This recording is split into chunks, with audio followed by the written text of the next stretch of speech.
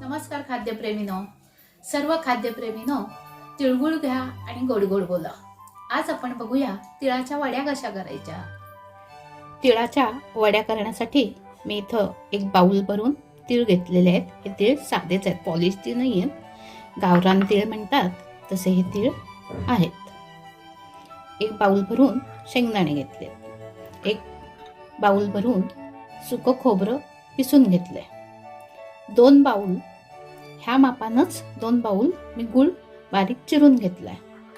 ह्याच मध्ये घालण्यासाठी जायफळ आणि वेलची घेतली आहे आणि 1 चमचा भरून तूप घेतलंय आणि पाक करण्यासाठी थोडंसं पाणी घेतलंय। तर सुरुवातीला आपण हे तीळ, दाणे आणि खोबरं भाजून घेऊया।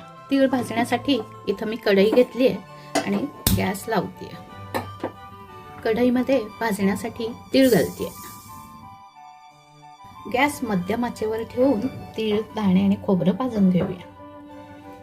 साधारण 3-4 मिनिटं झाल्यानंतर तीळ तडतड वाजलेला आवाज यायला लागलाय आणि तीळ भाजायला लागले। तीळ भाजले की तडतड आवाजही येतो आणि तिळांचा रंगही बदलतो आणि ते फुगलेले दिसतात। तीळ पूर्ण भाजल्यानंतर ते आपण जेव्हा पोटात असे बघू तेव्हा त्याची पूड होते। हे अजून भाजले नाहीये, तडतडत असले तरी। आता बघू शकता तीळ असा पोटामध्ये व्यवस्थित बारीक होतोय आणि आपले हे तीळ भाजले। शेंगदाणे भाजण्यासाठी घेऊया। आता शेंगदाणे छान भाजून झालेले आहेत, ते काढून घेऊया आणि भाजण्यासाठी खोबरं घालते। खोबरं एकदम बारीक गॅसवर भाजून घेऊया आणि खोबरंही भाजून झालंय। आता मी गॅस बंद करते।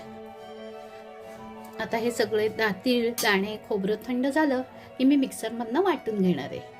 भाजून घेतलेले तीळ थंड झालेत, शेंगदाणे पण स्वच्छ त्याची सालं काढून घेतलेली आहेत आणि हे खोबरं पण थंड झालंय। आता हे मिक्सर मधनं एक एक करून आपण वाटून घेऊया। हे एकदम बारीक पावडर नाही करायचे आणि मिक्सर फिरवताना एकसंधही फिरवायचा नाहीये, थोडासा फिरवून बंद करत, थोडा फिरवून बंद करून असं हे कूट करायचंय। आणि आपण बघू शकता तीळ व्यवस्थित वाटून घेतलेले आहेत। आता हे एका डिश मध्ये काढून घे। आता हे आपण शेंगदाणे वाटून घेऊया। शेंगदाणेही असे वाटून घेतलेले आहेत। त्यामध्ये थोडंसं मी दाण्याचं कूट थोडं जाडं आहे।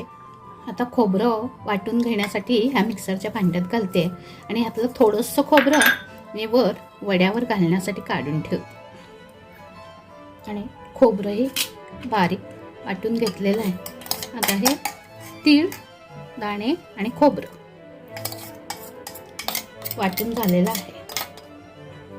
वड्या करायच्या आधीच इथं ताटाला तूप लावून आपण ताट तयार करून ठेवायचे, म्हणजे आपले नंतर घाई होत नाही।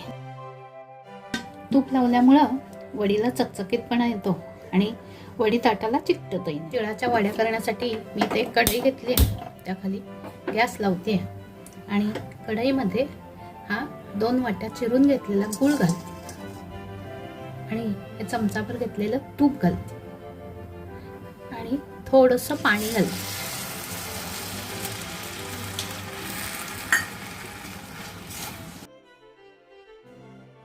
आपल्याला गुळाचा पाक करायचा नाहीये, 1 तारी 2 तारी, फक्त सगळा गुळ विरघळला आणि छान उकळी आली की आपल्याला गॅस बंद करायचा आहे। पाक करताना गॅस बारीकच ठेवायचा आहे। आपण बघू शकता सगळा गुळ विरघळलेला आहे। आता छान उकळी येईपर्यंत हे सगळं दाणे, तीळ आणि खोबरं मिक्स करून घेऊया आणि गॅस बंद करून त्यामध्ये हे मिश्रण घालूया। त्यात ही वेलची आणि जायफळाची पूड घाल।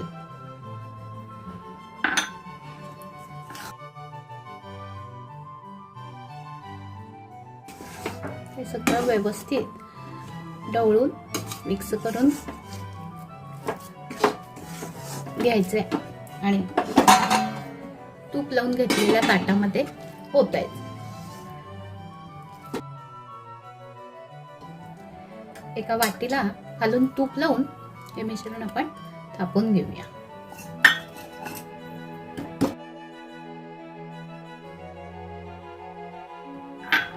आणि त्यावर हे मगाशी ठेवलेलं खोबरं पण घालते.